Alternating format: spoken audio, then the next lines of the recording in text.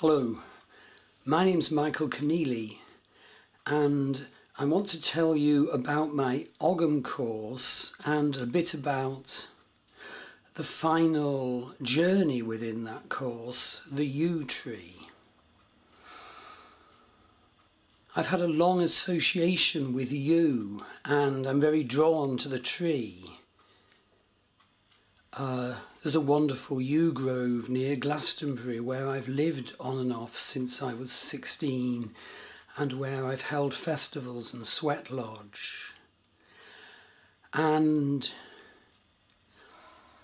if I cast my mind back, how beautiful and strong is the energy of the yew grove. The yew is a very strange tree. It's obviously associated with death because it's the tree that even through into Christian times and modern times is the tree of graveyards. And almost every part of the yew tree is poisonous. It even emits a poisonous vapour. But I personally have found great spiritual meaning being attuning to yew trees, being in yew groves. See, the yew is the most long-lived of British trees, and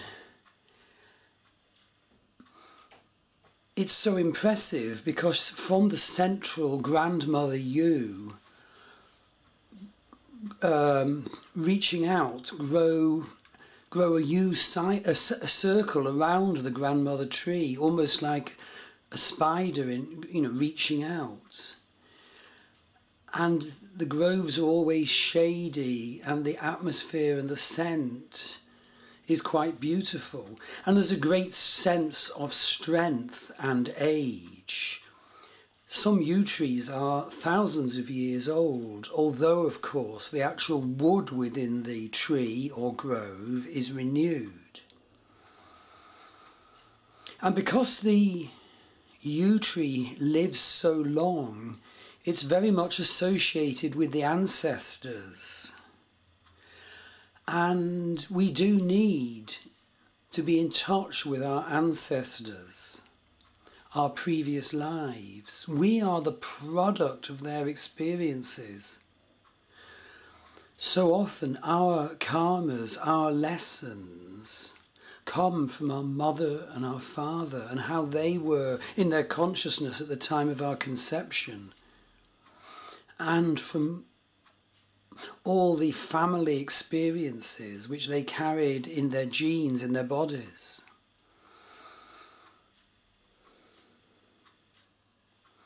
The wood is quite sort of unusual, gnarled, hard and durable.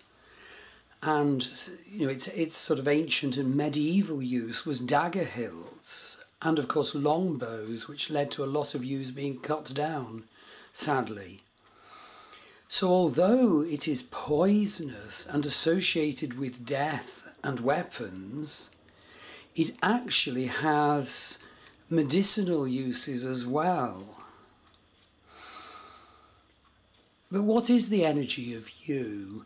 There's a wonderful yew near Clapham and Ingleborough, which grows out horizontally from the hillside, and it's almost like a pathway to the stars.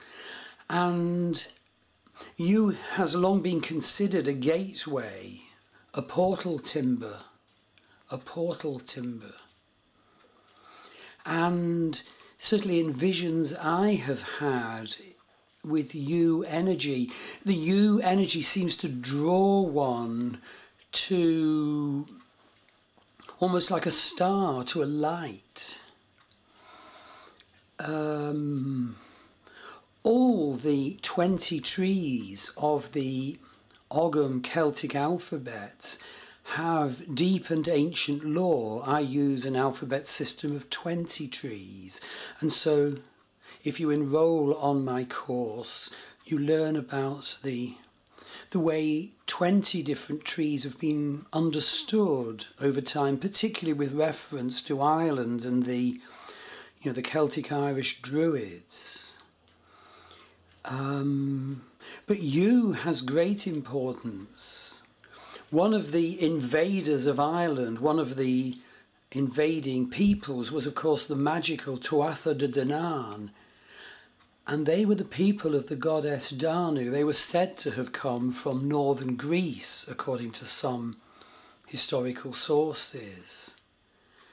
And the myth is that Danu gave birth to 3 sons, and those 3 sons were yew trees. So I hope I've given you a very small taster of my personal connection with yew and what the energy of yew is.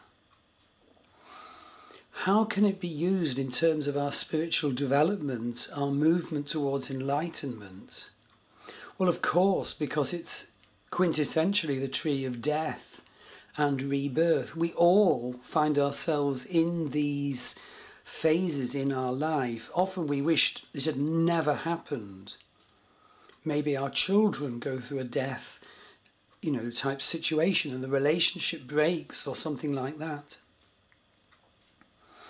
But in death situations there are great learning. Even when a person dies physically, we can learn so much from their death and from their life that went before that.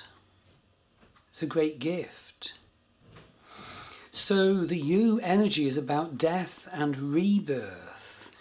And so often when we've gone through a death type situation, we find, well, the people we were separated from, thank goodness they're no longer in our lives. We were so limiting ourselves, damaging ourselves to be associated with them even. Death and rebirth situations can bring us to our full potential, our full beauty, our full creativity.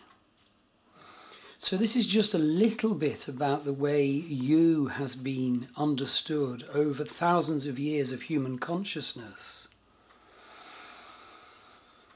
So when you enroll on my Ogham course, basically the way I work is to send you 2 sound files. One is a presentation of the energy of each tree, and the other is a journey to trance drumming, where you can have arise in your consciousness the deep learning related to the energy of that particular tree. And then you can indeed do your own journey to drumming. And then you correspond with me about how you got on relating to that tree, travelling that journey. And so together we grow our awareness of the Ogham Celtic Tree Alphabet.